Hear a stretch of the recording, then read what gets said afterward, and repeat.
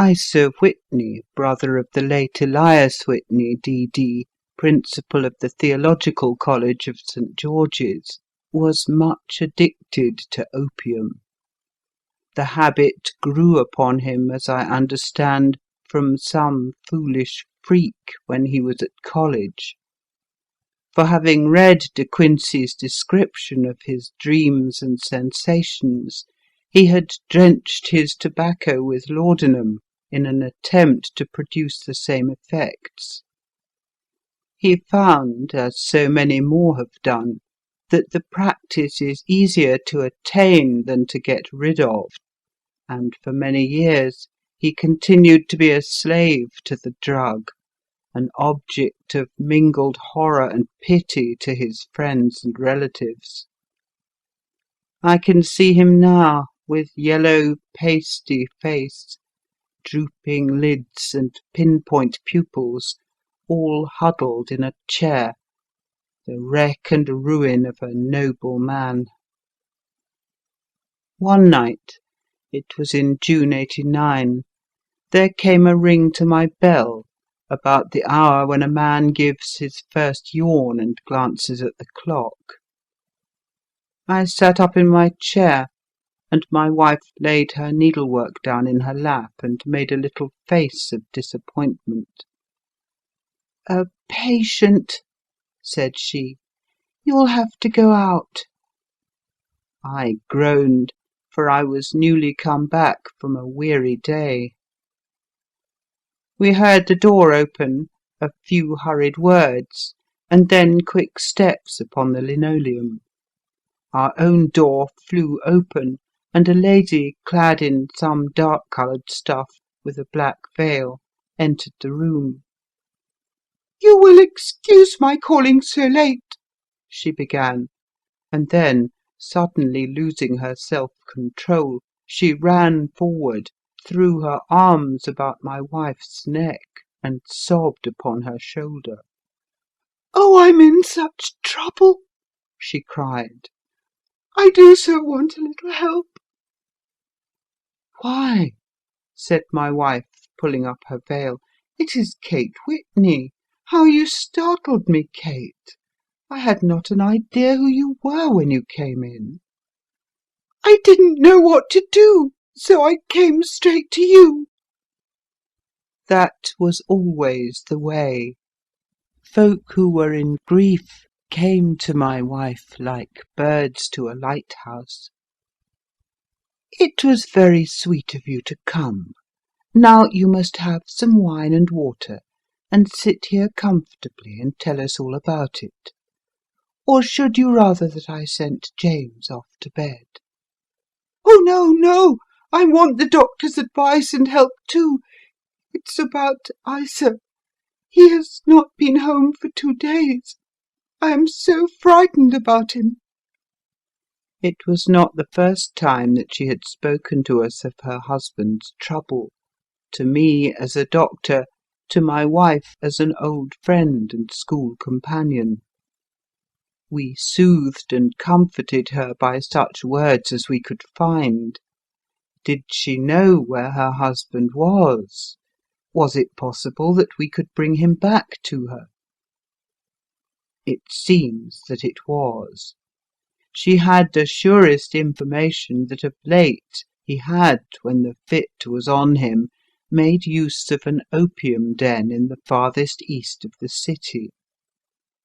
Hitherto his orgies had always been confined to one day, and he had come back twitching and shattered in the evening. But now the spell had been upon him 48 hours, and he lay there, doubtless among the dregs of the docks, breathing in the poison or sleeping off the effects. There he was to be found, she was sure of it, at the Bar of Gold in Upper Swandam Lane. But what was she to do? How could she, a young and timid woman, make her way into such a place and pluck her husband out from among the ruffians who surrounded him? There was the case, and of course There was but one way out of it. Might I not escort her to this place? And then, as a second thought, why should she come at all? I was Isa Whitney's medical adviser, and as such I had influence over him. I could manage it better if I were alone. I promised her on my word that I would send him home in a cab within 2 hours, if he were indeed at the address which she had given me. And so in 10 minutes I had left my armchair and cheery sitting-room behind me, and was speeding eastward in a hansom on a strange errand, as it seemed to me at the time, though the future only could show how strange it was to be. But there was no great difficulty in the first stage of my adventure. Upper Swandam Lane is a vile alley lurking behind the high wharves which line the north side of the river to the east of London Bridge. Between a slop shop and a gin shop, approached by a steep flight of steps leading down to a black gap like the mouth of a cave, I found the den of which I was in search. Ordering my cab to wait, I passed down the steps, worn hollow in the centre by the ceaseless tread of drunken feet, and by the light of a flickering oil lamp above the door, I found the latch and made my way into a long, low room, thick and heavy with the brown opium smoke, and terraced with wooden berths, like the forecastle of an emigrant ship. Through the gloom one could dimly catch a glimpse of bodies lying in strange, fantastic poses, bowed shoulders, bent knees, heads thrown back, and chins pointing upward, with here and there a dark, lack-lustre eye turned upon the newcomer. Out of the black shadows there glimmered little red circles of light, now bright, now faint, as the burning poison waxed or waned in the bowls of the metal pipes. The most lay silent, but some muttered to themselves, and others talked together in a strange, low, monotonous voice, their conversation coming in gushes and then suddenly tailing off into silence, each mumbling out his own thoughts and paying little heed to the words of his neighbour. At the farther end was a small brazier of burning charcoal, beside which, on a three-legged wooden stool, there sat a tall, thin old man, with his jaw resting upon his two fists and his elbows upon his knees, staring into the fire. As I entered, a sallow Malay attendant had hurried up with a pipe for me and a supply of the drug, beckoning me to an empty berth. "Thank you, I have not come to stay," said I. "There is a friend of mine here, Mr. Isa Whitney, and I wish to speak with him." There was a movement and an exclamation from my right, and peering through the gloom I saw Whitney, pale, haggard, and unkempt, staring out at me. "My God, it's Watson," said he. He was in a pitiable state of reaction, with every nerve in a twitter. "I say, Watson, what o'clock is it?" "Nearly 11. "Of what day?" "Of Friday, June the 19th. "Good heavens, I thought it was Wednesday." "It is Wednesday. What do you want to frighten a chap for?" He sank his face onto his arms and began to sob in a high treble key. "I tell you that it is Friday, man. Your wife has been waiting this 2 days for you. You should be ashamed of yourself." "So I am. But you've got mixed, Watson, for I have only been here a few hours. 3 pipes, 4 pipes, I forget how many. But I'll go home with you. I wouldn't frighten Kate. Poor little Kate. Give me your hand. Have you a cab? Yes, I have one waiting. Then I shall go in it. But I must owe something. Find what I owe, Watson. I am all off colour. I can do nothing for myself.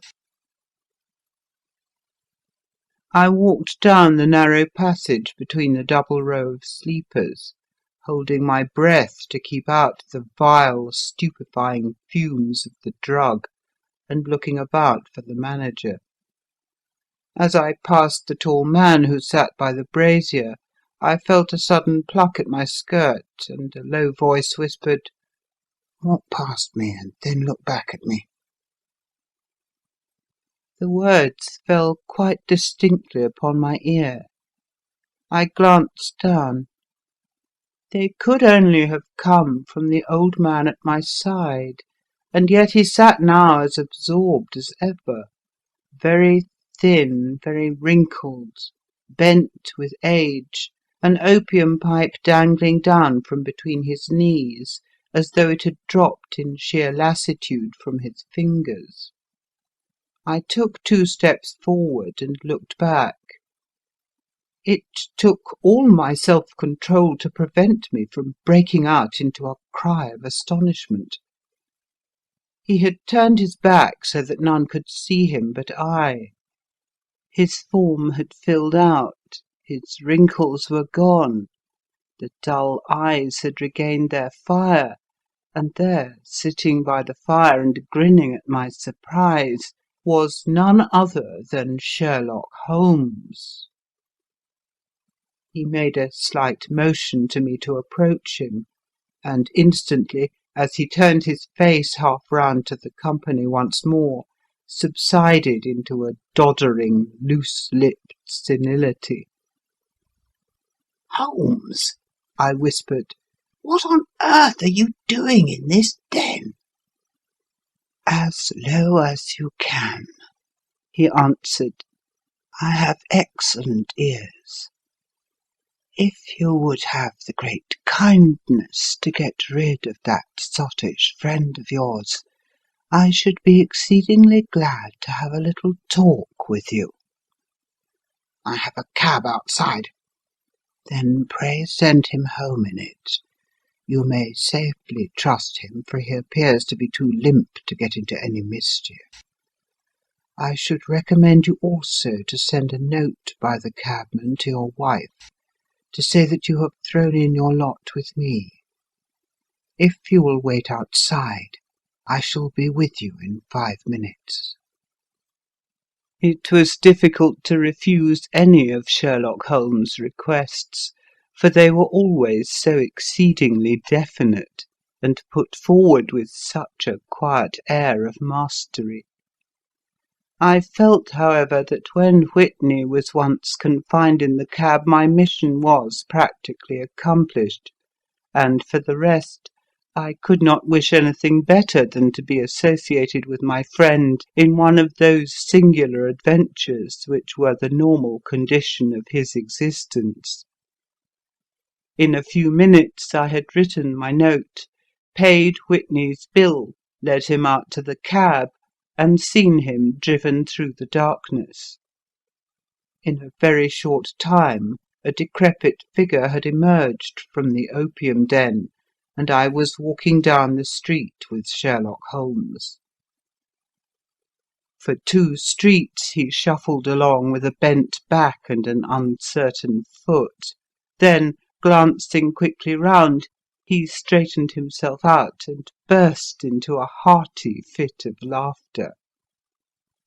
"I suppose, Watson," said he, "that you imagine that I have added opium smoking to cocaine injections and all the other little weaknesses on which you have favoured me with your medical views.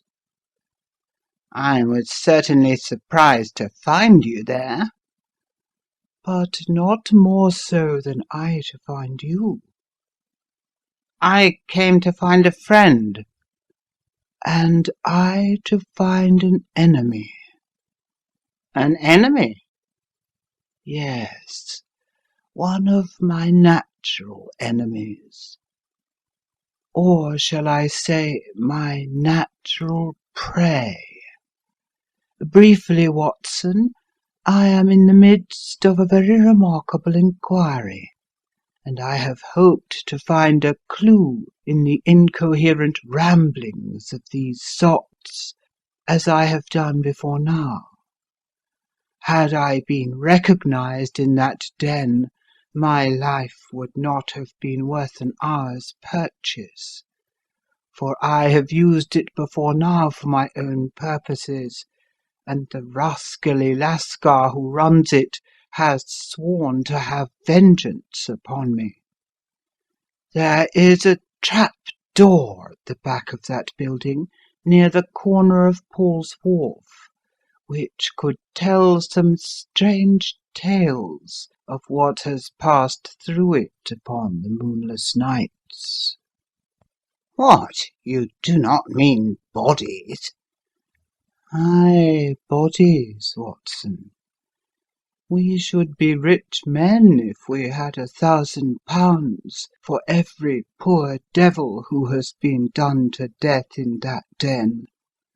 It is the vilest murder trap on the whole riverside, and I fear that Neville Sinclair has entered it never to leave it more. But our trap should be here." He put his 2 forefingers between his teeth and whistled shrilly, a signal which was answered by a similar whistle from the distance, followed shortly by the rattle of wheels and the clink of horses' hoofs. "Now, Watson," said Holmes, as a tall dog-cart dashed up through the gloom, throwing out 2 golden tunnels of yellow light from its side lanterns. "You'll come with me, won't you?" "If I can be of use." "Oh, a trusty comrade is always of use, and a chronicler still more so. My room at the Cedars is a double-bedded one." "The Cedars?" "Yes, that is Mr. Sinclair's house. I am staying there while I conduct the inquiry." "Where is it, then?" "Near Lee, in Kent. We have a 7-mile drive before us." "But I am all in the dark." "Of course you are. You'll know all about it presently. Jump up here. All right, John, we shall not need you. Here's £half-a-crown. Look out for me to-morrow about 11. Give her her head. So long, then." He flicked the horse with his whip, and we dashed away through the endless succession of sombre and deserted streets, which widened gradually until we were flying across a broad balustraded bridge, with the murky river flowing sluggishly beneath us.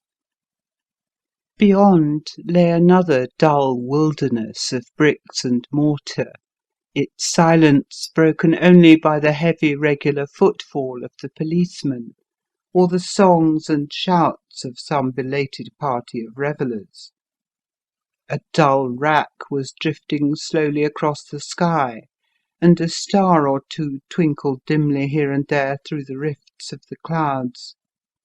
Holmes drove in silence, with his head sunk upon his breast, and the air of a man who is lost in thought, while I sat beside him, curious to learn what this new quest might be which seemed to tax his powers so sorely, and yet afraid to break in upon the current of his thoughts.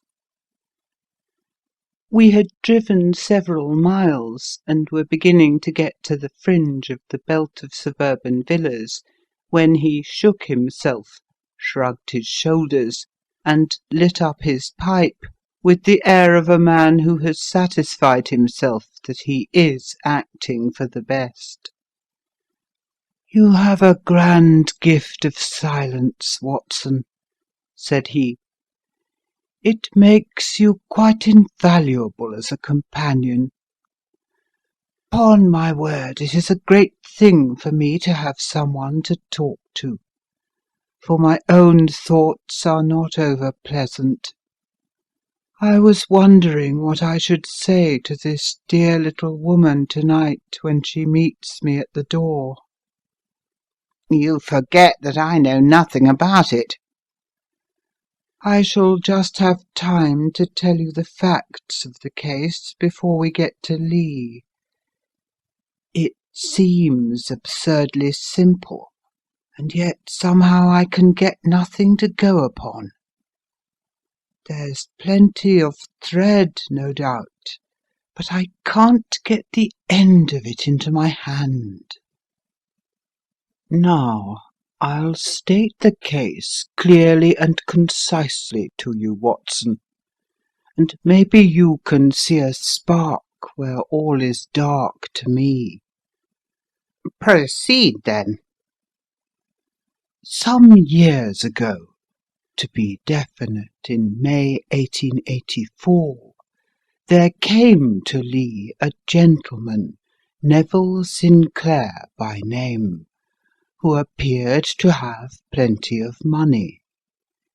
He took a large villa, laid out the grounds very nicely, and lived generally in good style.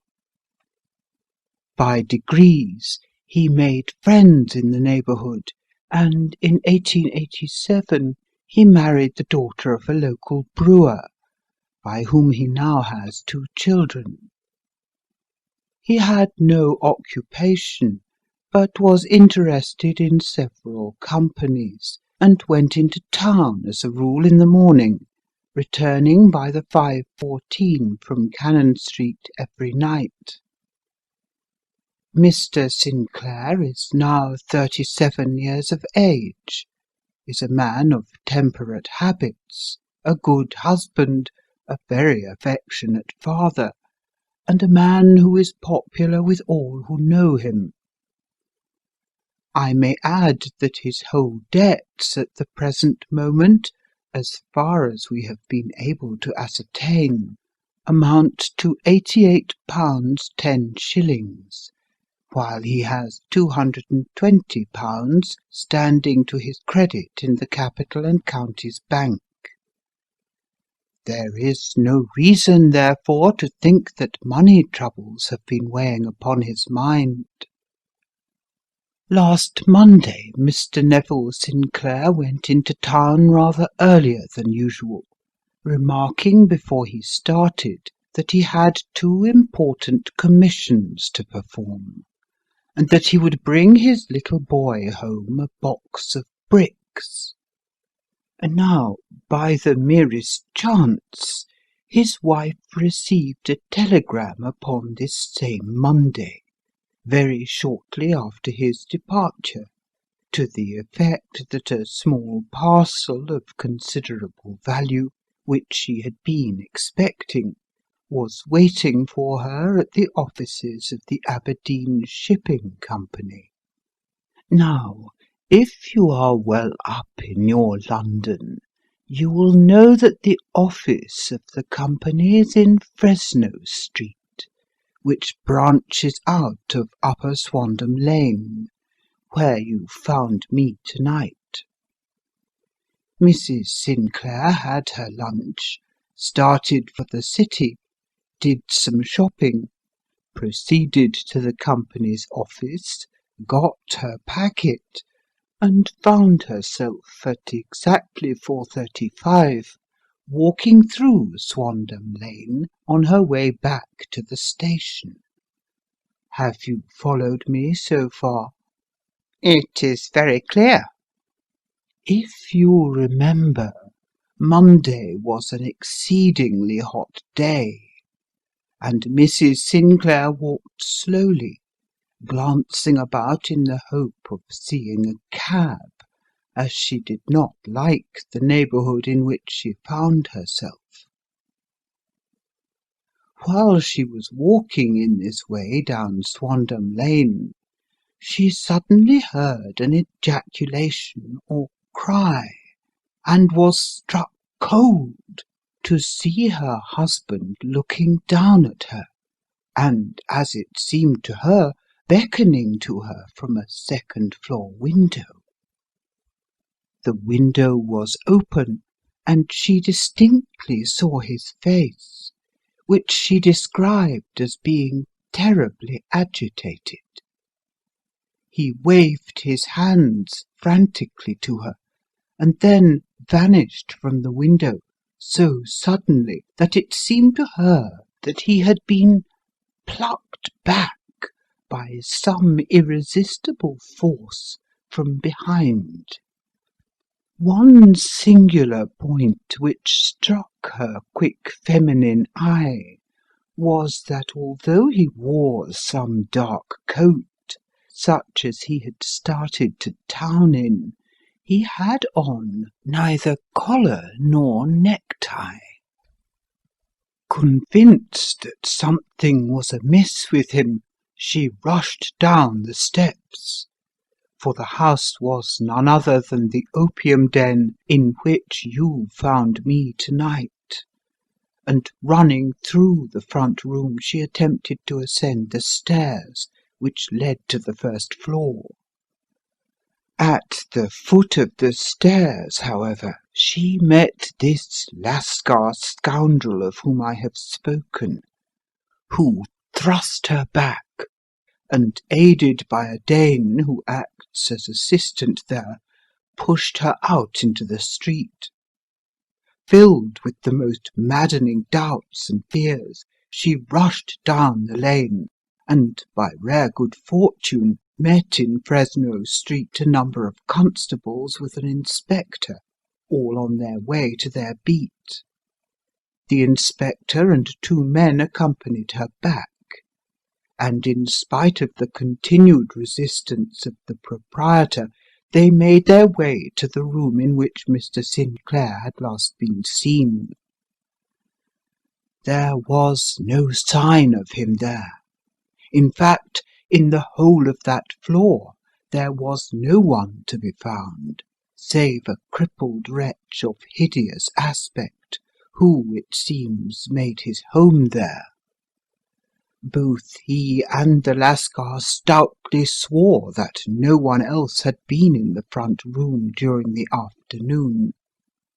So determined was their denial that the inspector was staggered, and had almost come to believe that Mrs. Sinclair had been deluded, when, with a cry, she sprang at a small deal box which lay upon the table, and tore the lid from it. Out there fell a cascade of children's bricks.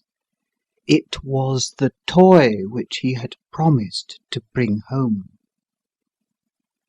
This discovery, and the evident confusion which the cripple showed, made the inspector realize that the matter was serious. The rooms were carefully examined, and results all pointed to an abominable crime.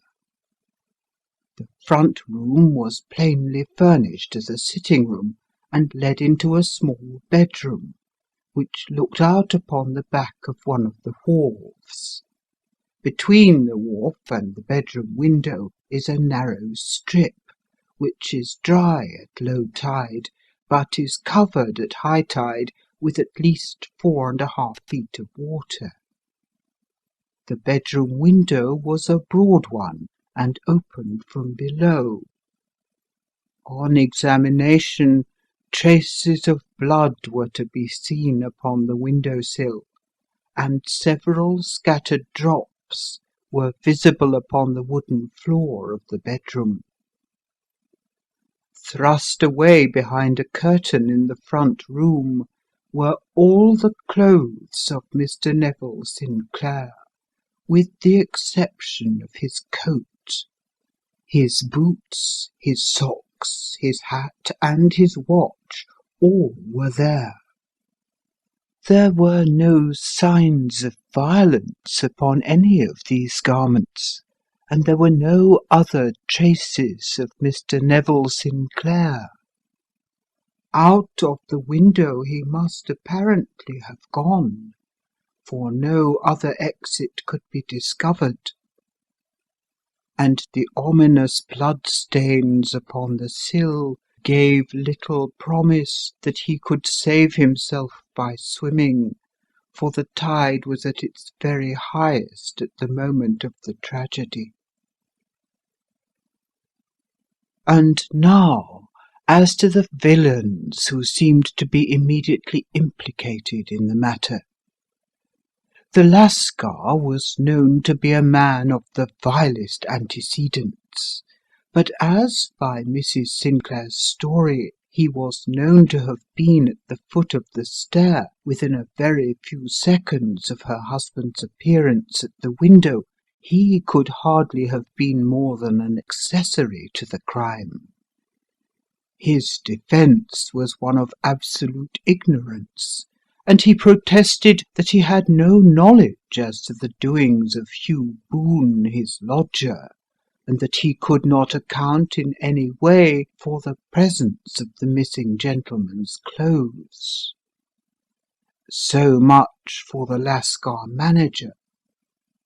Now for the sinister cripple who lives upon the second floor of the opium den, and who was certainly the last human being whose eyes rested upon Neville Sinclair. His name is Hugh Boone, and his hideous face is one which is familiar to every man who goes much to the city. He is a professional beggar, though in order to avoid the police regulations, he pretends to a small trade in wax vestas. Some little distance down Threadneedle Street upon the left-hand side, there is, as you may have remarked, a small angle in the wall. Here it is that this creature takes his daily seat, cross-legged with his tiny stock of matches on his lap, and as he is a piteous spectacle, a small rain of charity descends into the greasy leather cap which lies upon the pavement beside him.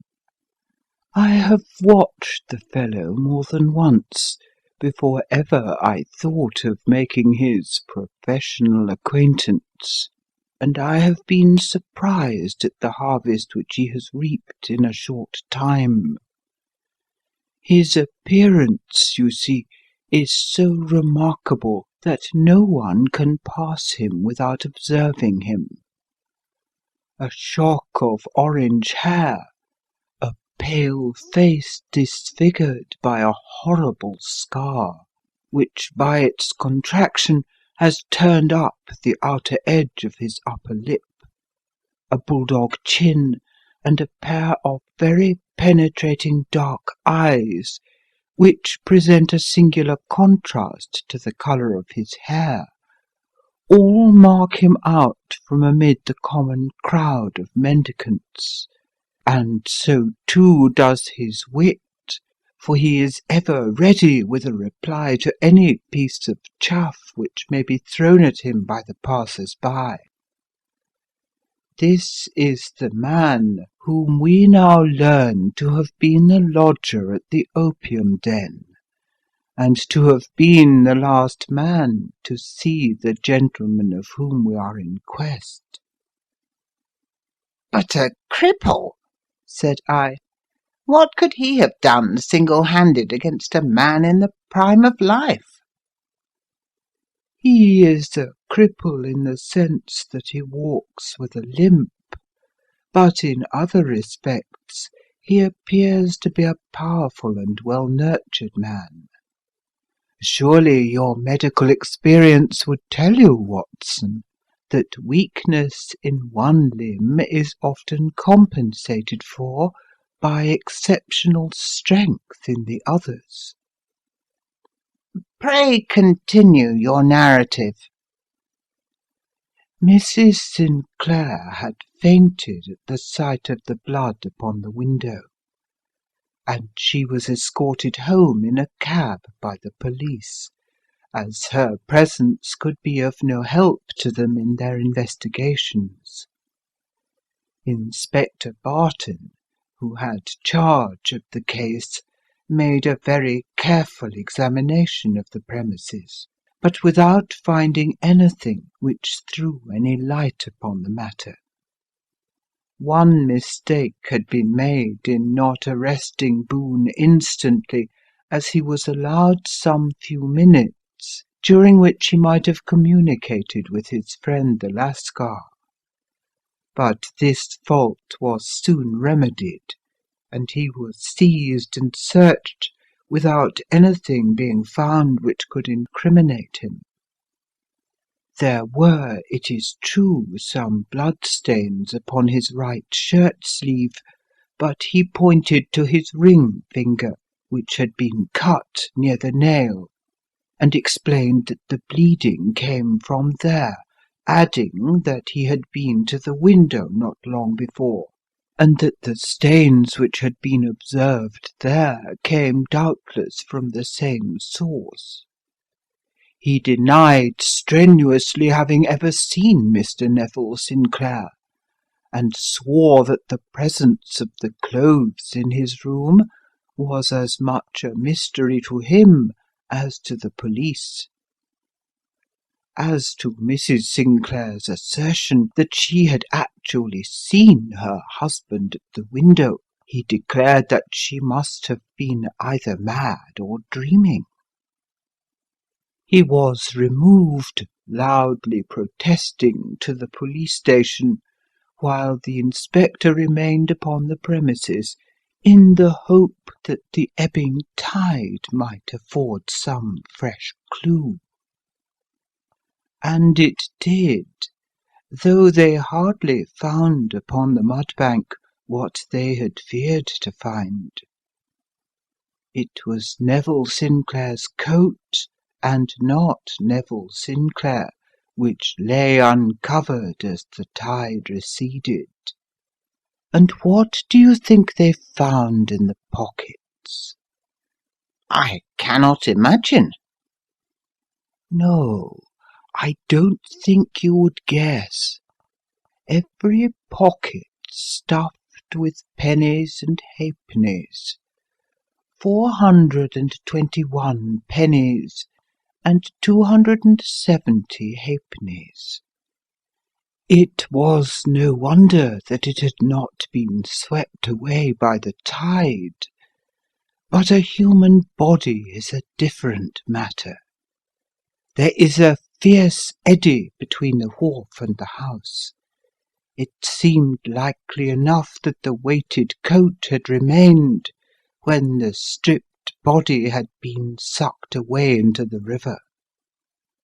But I understand that all the other clothes were found in the room. Would the body be dressed in a coat alone? No, sir, but the facts might be met speciously enough. Suppose that this man Boone had thrust Neville Sinclair through the window. There is no human eye which could have seen the deed. What would he do then? It would, of course, instantly strike him that he must get rid of the telltale garments. He would seize the coat then, and be in the act of throwing it out, when it would occur to him that it would swim and not sink. He has little time, for he has heard the scuffle downstairs when the wife tried to force her way up, and perhaps he has already heard from his Lascar confederate that the police are hurrying up the street. There is not an instant to be lost. He rushes to some secret hoard where he has accumulated the fruits of his beggary, and he stuffs all the coins upon which he can lay his hands into the pockets to make sure of the coat's sinking. He throws it out, and would have done the same with the other garments, had not he heard the rush of steps below, and only just had time to close the window when the police appeared. It certainly sounds feasible. Well, we will take it as a working hypothesis, for want of a better. Boone, as I have told you, was arrested and taken to the station, but it could not be shown that there had ever before been anything against him. He had for years been known as a professional beggar, but his life appeared to have been a very quiet and innocent one.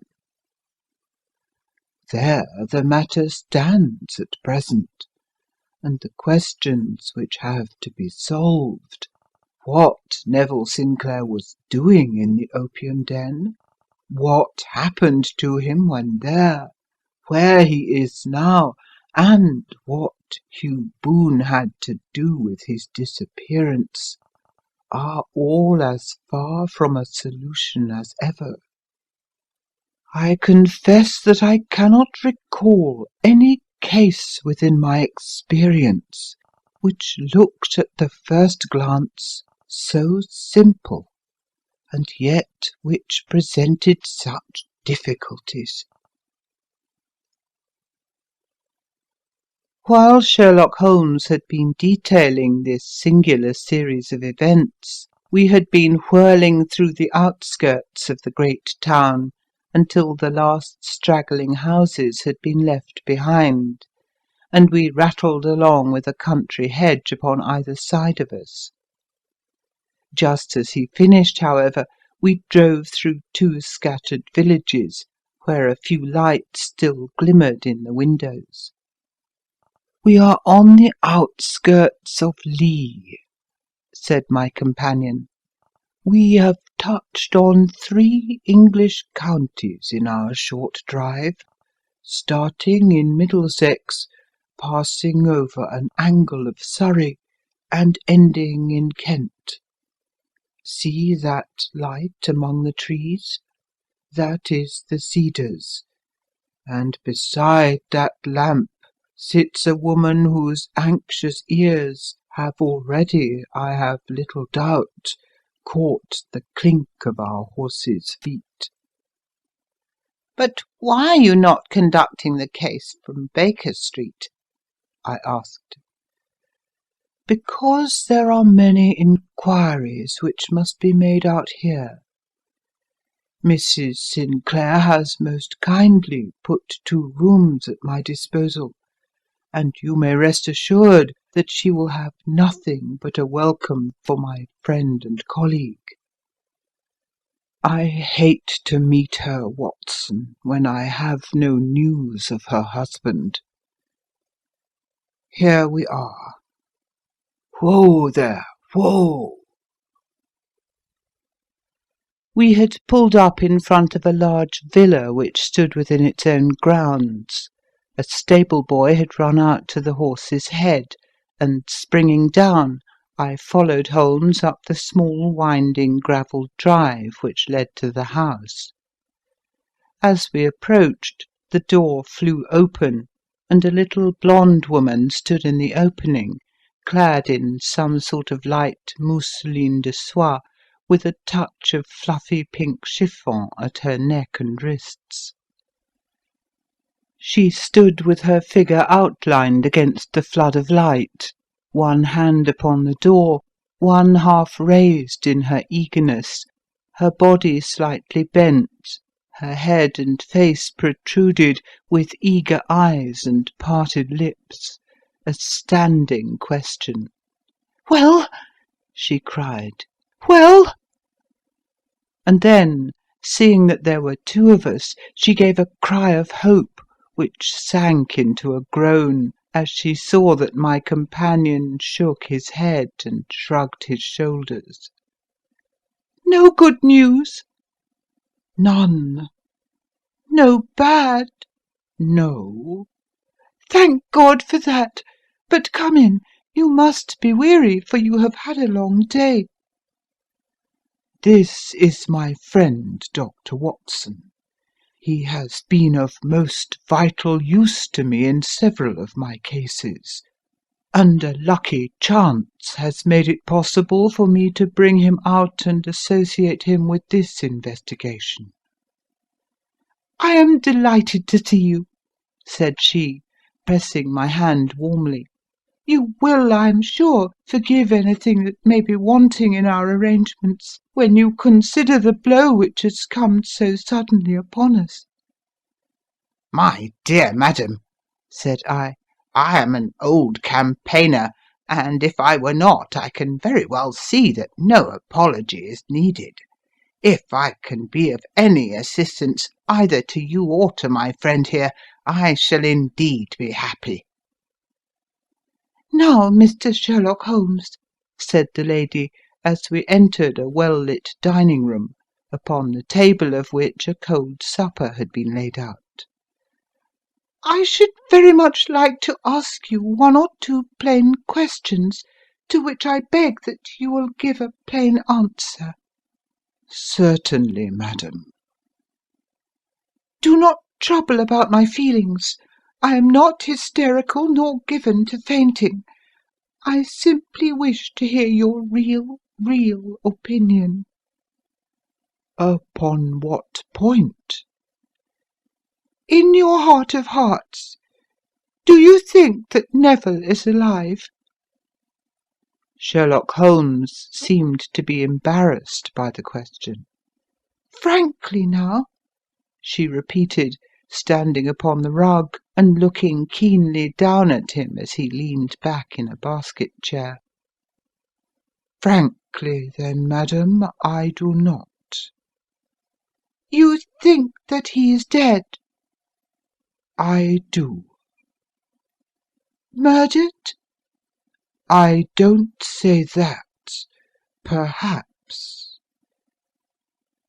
"And on what day did he meet his death?"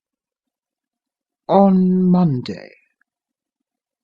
"Then perhaps, Mr. Holmes, you will be good enough to explain how it is that I have received a letter from him to-day." Sherlock Holmes sprang out of his chair as if he had been galvanized. "What?" he roared. "Yes, to-day." She stood smiling, holding up a little slip of paper in the air. "May I see it?" "Certainly." He snatched it from her in his eagerness, and smoothing it out upon the table, he drew over the lamp and examined it intently. I had left my chair and was gazing at it over his shoulder. The envelope was a very coarse one, and was stamped with the Gravesend postmark, and with the date of that very day, or rather of the day before, for it was considerably after midnight. "Coarse writing," murmured Holmes. "Surely this is not your husband's writing, madam?" "No, but the enclosure is." "I perceive also that whoever addressed the envelope had to go and inquire as to the address." "How can you tell that?" "The name, you see, is in perfectly black ink, which has dried itself. The rest is of the greyish colour, which shows that blotting paper has been used. If it had been written straight off and then blotted, none would be of a deep black shade. This man has written the name, and there has then been a pause before he wrote the address, which can only mean that he was not familiar with it. It is, of course, a trifle, but there is nothing so important as trifles. Let us now see the letter. Ah, there has been an enclosure here." "Yes, There was a ring, his signet ring." "And are you sure that this is your husband's hand?" "One of his hands." "One?"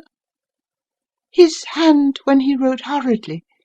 It is very unlike his usual writing, and yet I know it well." "Dearest, do not be frightened. All will come well. There is a huge error which it may take some little time to rectify. Wait in patience. Neville." Written in pencil upon the fly-leaf of a book, octavo size, no watermark.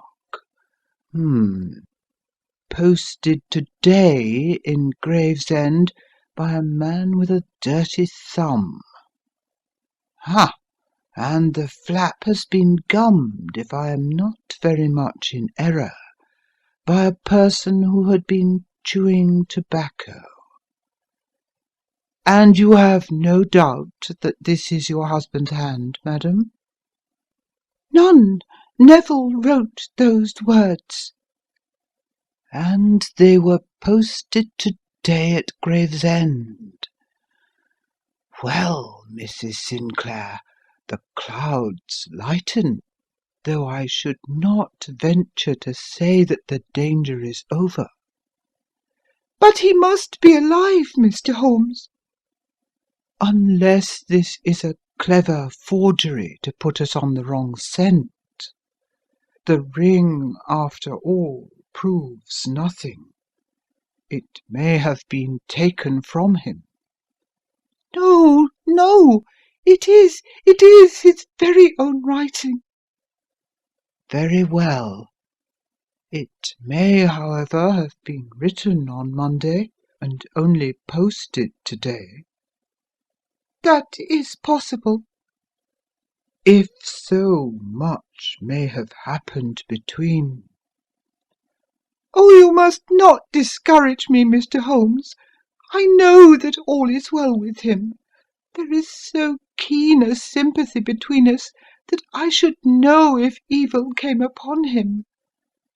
On the very day that I saw him last, he cut himself in the bedroom, and yet I, in the dining room, rushed upstairs instantly, with the utmost certainty that something had happened.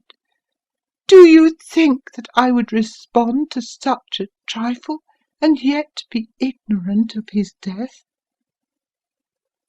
"I have seen too much not to know that the impression of a woman may be more valuable than the conclusion of an analytical reasoner.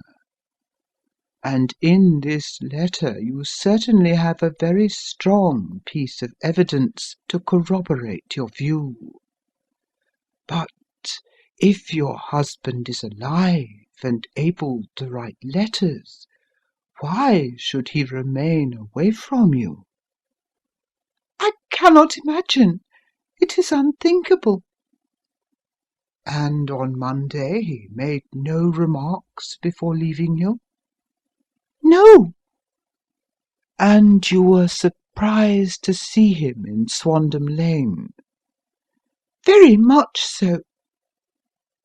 "Was the window open?" "Yes."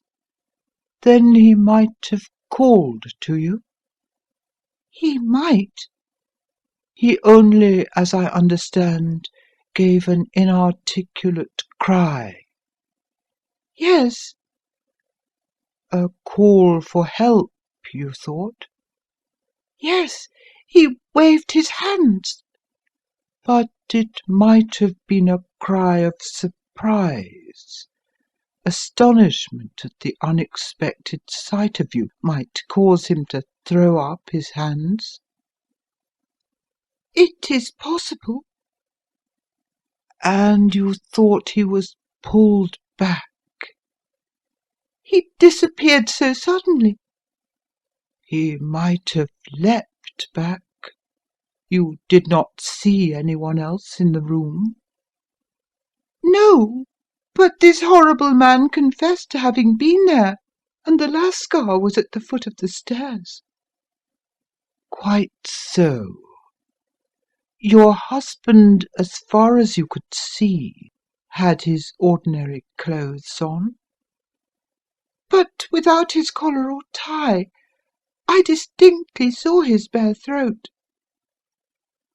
"Had he ever spoken of Swandam Lane?" "Never."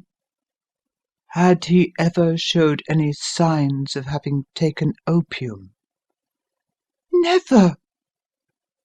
"Thank you, Mrs. Sinclair. Those are the principal points about which I wished to be absolutely clear. We shall now have a little supper and then retire, for we may have a very busy day to-morrow." A large and comfortable double-bedded room had been placed at our disposal, and I was quickly between the sheets, for I was weary after my night of adventure. Sherlock Holmes was a man, however, who, when he had an unsolved problem upon his mind, would go for days and even for a week without rest, turning it over, rearranging his facts, looking at it from every point of view until he had either fathomed it or convinced himself that his data were insufficient. It was soon evident to me that he was now preparing for an all-night sitting. He took off his coat and waistcoat, put on a large blue dressing-gown, and then wandered about the room collecting pillows from his bed and cushions from the sofa and arm-chairs. With these he constructed a sort of Eastern divan, upon which he perched himself cross-legged, with an ounce of shag tobacco and a box of matches laid out in front of him.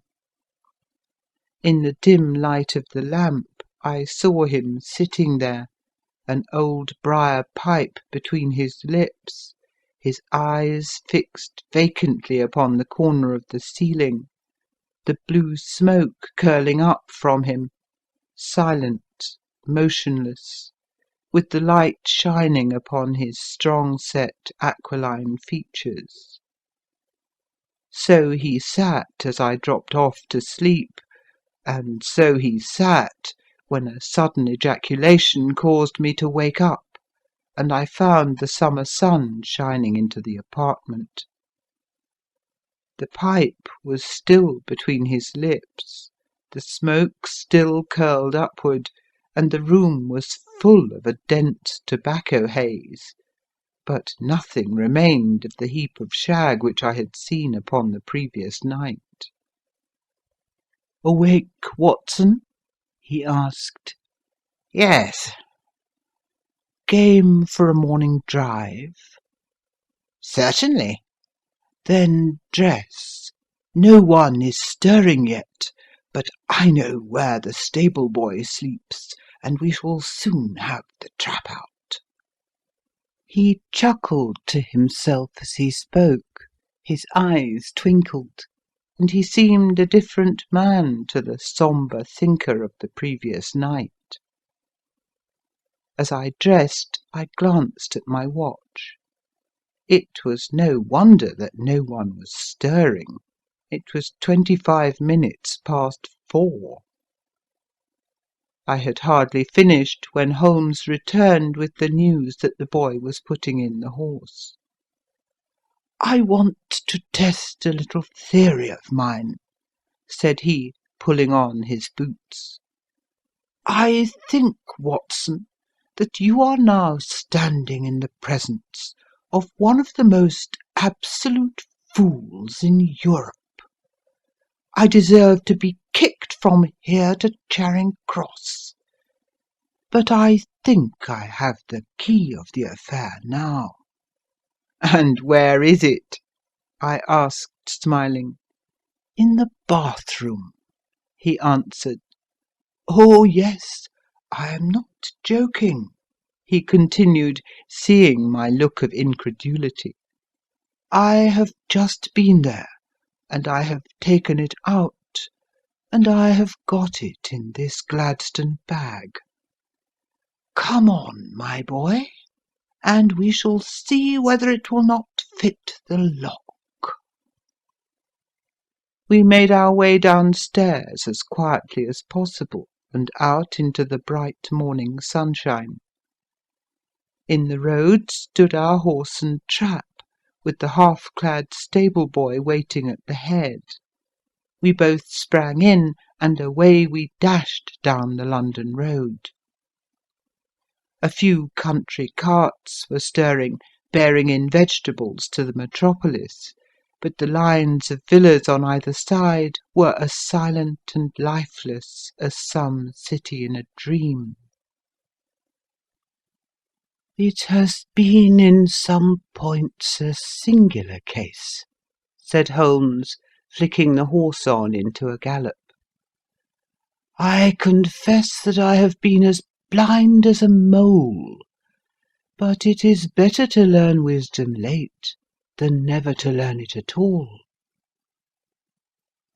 In town the earliest risers were just beginning to look sleepily from their windows as we drove through the streets on the Surrey side. Passing down the Waterloo Bridge Road, we crossed over the river, and dashing up Wellington Street, wheeled sharply to the right and found ourselves in Bow Street. Sherlock Holmes was well known to the force, and the two constables at the door saluted him. One of them held the horse's head, while the other led us in. "Who is on duty?" asked Holmes. "Inspector Bradstreet, sir." "Ah, Bradstreet, how are you?" A tall, stout official had come down the stone-flagged passage in a peaked cap and frogged jacket. "I wish to have a quiet word with you, Bradstreet." "Certainly, Mr. Holmes. Step into my room here."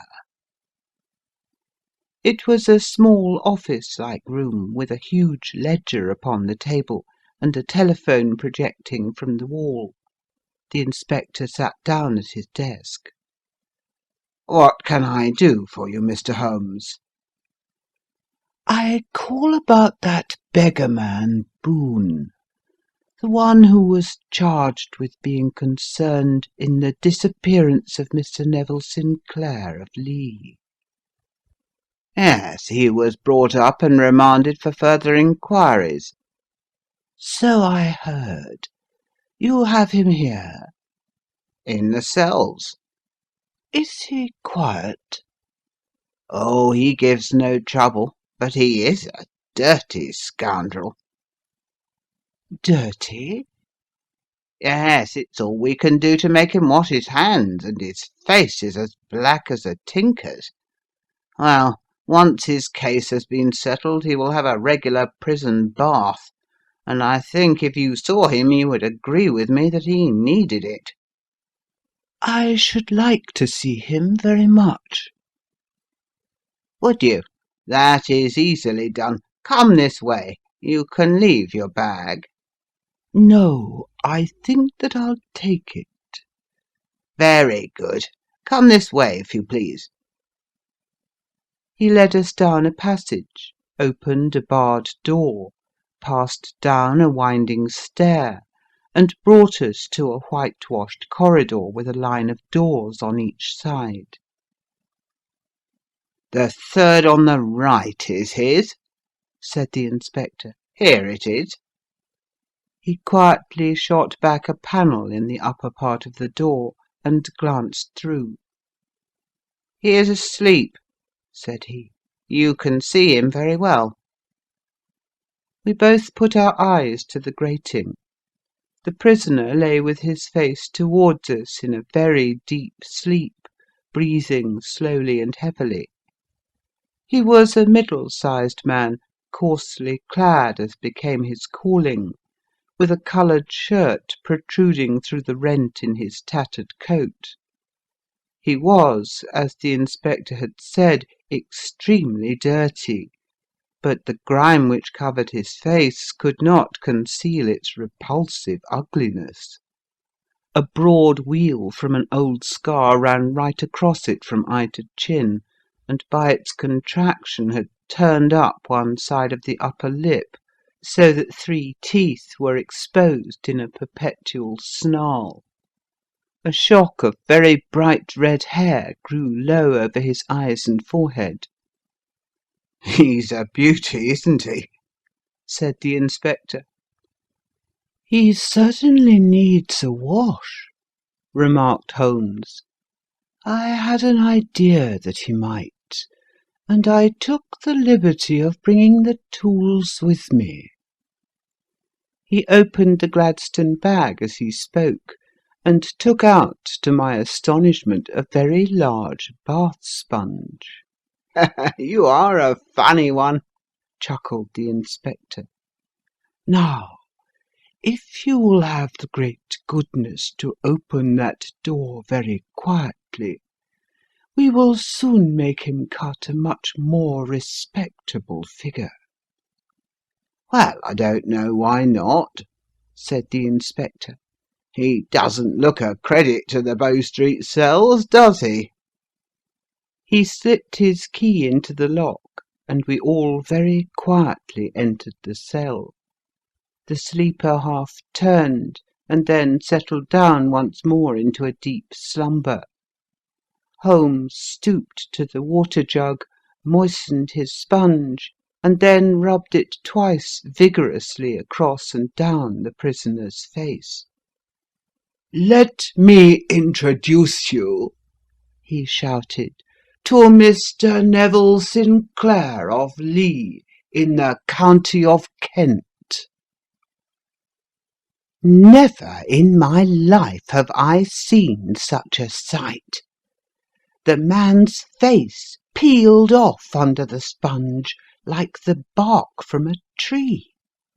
Gone was the coarse brown tint, gone, too, was the horrid scar which had seamed it across, and the twisted lip which had given the repulsive sneer to the face. A twitch brought away the tangled red hair, and there, sitting up in his bed, was a pale, sad-faced, refined-looking man, black-haired and smooth-skinned, rubbing his eyes and staring about him with sleepy bewilderment. Then, suddenly realizing the exposure, he broke into a scream and threw himself down with his face to the pillow. "Great heavens!" cried the inspector. "It is indeed the missing man! I know him from the photograph." The prisoner turned with the reckless air of a man who abandons himself to his destiny. "Be it so," said he. "And pray what am I charged with?"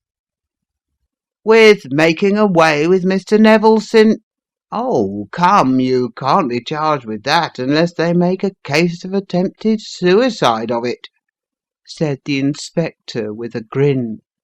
"Well, I have been 27 years in the force, but this really takes the cake."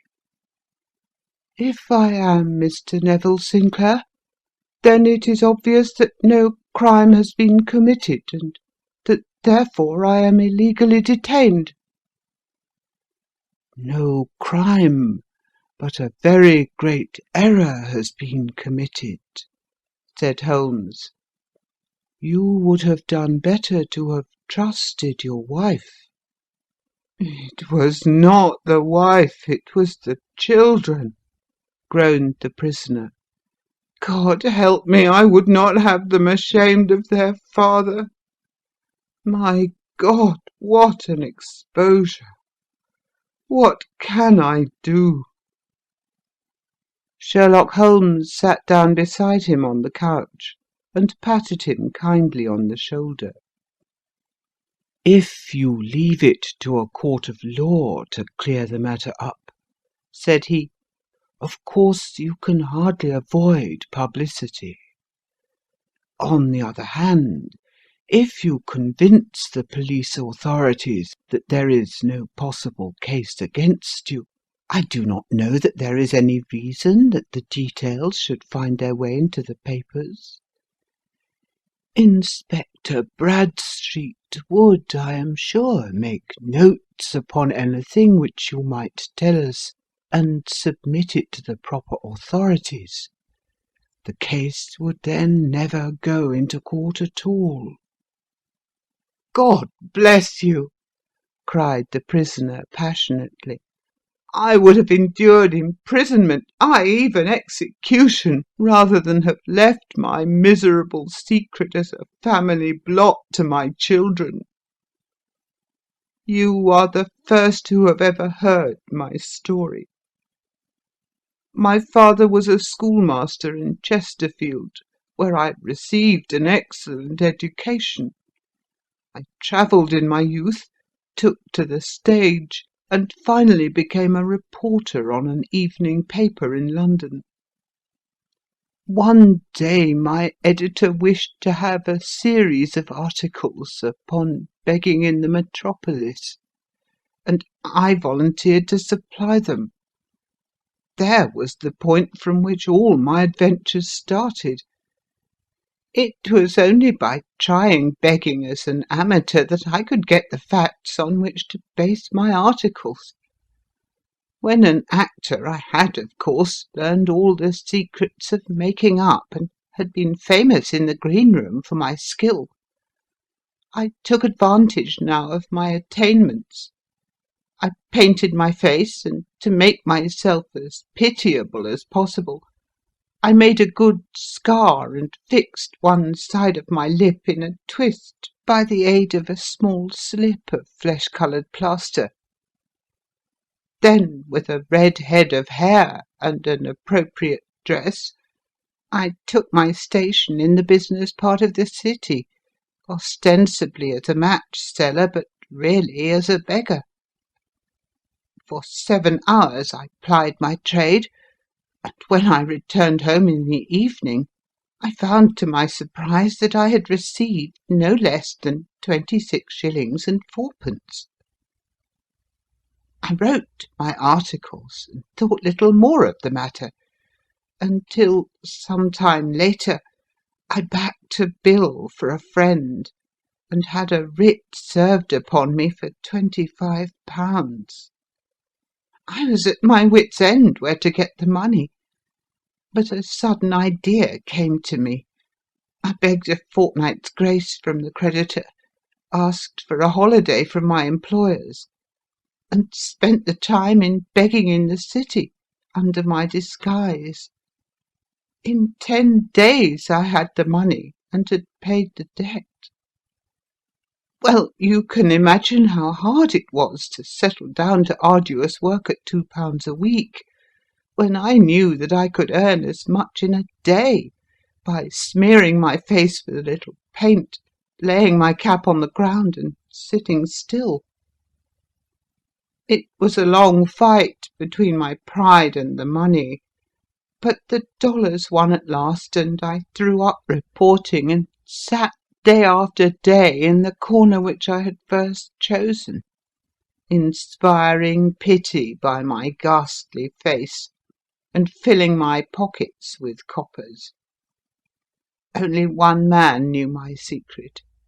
He was the keeper of a low den in which I used to lodge in Swandam Lane, where I could every morning emerge as a squalid beggar, and in the evenings transform myself into a well-dressed man about town. This fellow, a Lascar, was well paid by me for his rooms, so that I knew that my secret was safe in his possession. Well, very soon I found that I was saving considerable sums of money. I do not mean that any beggar in the streets of London could earn £700 a year, which is less than my average takings, but I had exceptional advantages in my power of making up, and also in a facility of repartee, which improved by practice and made me quite a recognised character in the city. All day a stream of pennies, varied by silver, poured in upon me, and it was a very bad day in which I failed to take £2. As I grew richer, I grew more ambitious, took a house in the country, and eventually married, without anyone having a suspicion as to my real occupation. My dear wife knew that I had business in the city. She little knew what.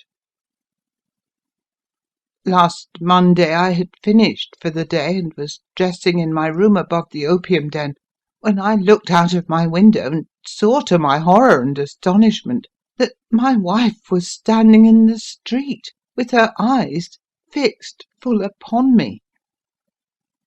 I gave a cry of surprise, threw up my arms to cover my face, and rushing to my confidant, the Lascar, entreated him to prevent anyone from coming up to me. I heard her voice downstairs, but I knew that she could not ascend. Swiftly I threw off my clothes, pulled on those of a beggar, and put on my pigments and wig. Even a wife's eyes could not pierce so complete a disguise. But then it occurred to me that there might be a search in the room, and that the clothes might betray me. I threw open the window, reopening by my violence a small cut which I had inflicted upon myself in the bedroom that morning. Then I seized my coat, which was weighted by the coppers which I had just transferred to it from the leather bag in which I carried my takings. I hurled it out of the window, and it disappeared into the Thames. The other clothes would have followed, but at that moment there was a rush of constables up the stair, and a few minutes after I found, rather, I confess, to my relief, that instead of being identified as Mr. Neville Sinclair, I was arrested as his murderer. I do not know that there is anything else for me to explain. I was determined to preserve my disguise as long as possible, and hence my preference for a dirty face. Knowing that my wife would be terribly anxious, I slipped off my ring and confided it to the Lascar at a moment when no constable was watching me, together with a hurried scrawl telling her that she had no cause to fear. "That note only reached her yesterday," said Holmes. Good God, what a week she must have spent! "The police have watched this Lascar," said Inspector Bradstreet, "and I can quite understand that he might find it difficult to post a letter unobserved. Probably he handed it to some sailor customer of his who forgot all about it for some days." "That was it," said Holmes, nodding approvingly.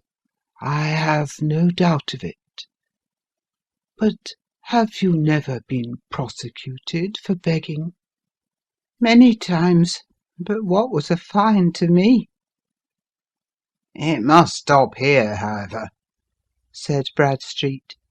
"If the police are to hush this thing up, there must be no more of Hugh Boone." I have sworn it by the most solemn oaths which a man can take. "In that case, I think it is probable that no further steps may be taken. But if you are found again, then all must come out. I am sure, Mr. Holmes, that we are very much indebted to you for having cleared the matter up. I wish I knew how you reach your results."